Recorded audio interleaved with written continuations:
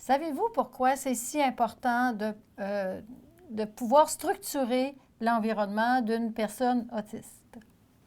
En fait, ce qu'on va voir parfois, c'est que la personne va vivre de l'anxiété, puis on va être capable de l'observer dans divers contextes. Par exemple, une personne qui arrive devant une pièce, puis qui pourrait figer ou refuser d'entrer, puis là, on dit, bien, je comprends pas trop, mais on le voit là, quand même là, que la personne, ça monte un peu là, à l'intérieur d'elle, mais elle reste figée là.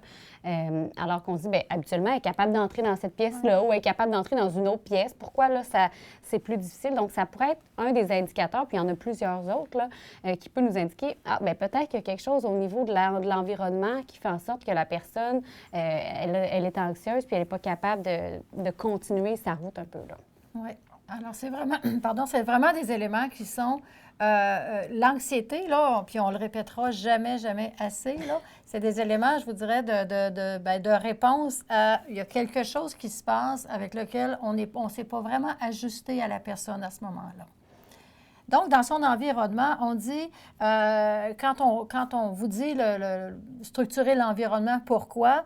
On dit que la personne autiste ne va pas remarquer nécessairement les mêmes éléments que la personne qui serait non autiste. Hein? C'est vraiment, la personne autiste va être davantage au niveau du côté perceptif, donc va être capable de voir tous les petits détails, tandis que la personne non autiste, quand elle va rentrer dans une pièce, elle va voir monsieur, madame, va voir les enfants, va voir les parents. Le gâteau dans une fête, les cadeaux, tout ce qui est plus dans la relation, le Social, plaisir. Là. Oui, c'est ça. Oui, c'est ça. Fait qu'il y a vraiment une distinction entre les deux.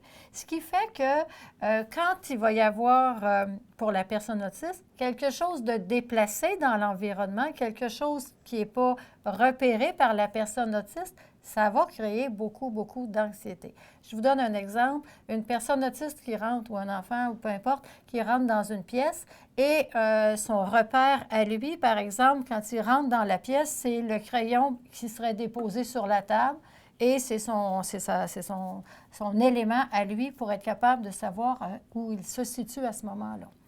Il revient dans le même local le lendemain. Vous allez dire, j'ai absolument rien changé, tout est resté pareil, mais le crayon n'y est plus.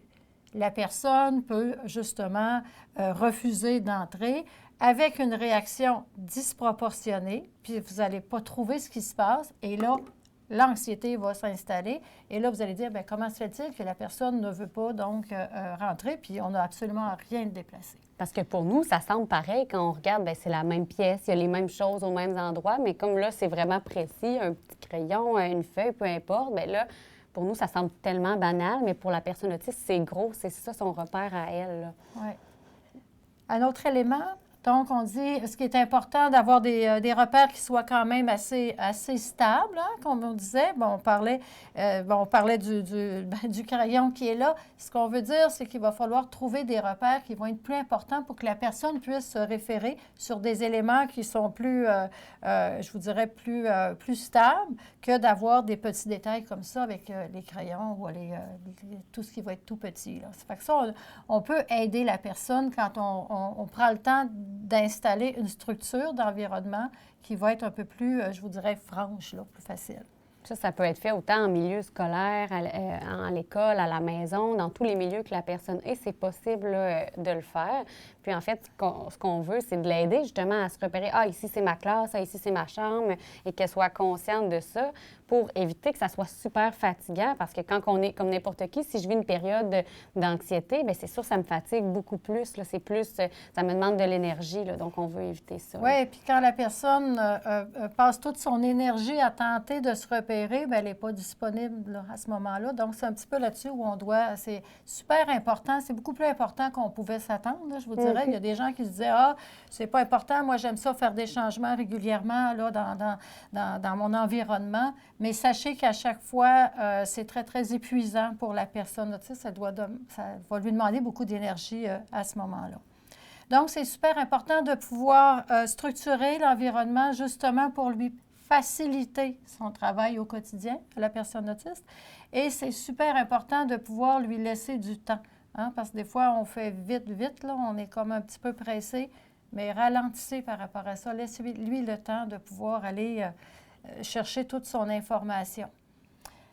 On a fait le tour, hein? Oui. C'est bon. Ce qui fait que si vous voulez en savoir plus sur le sujet, allez voir sur notre site.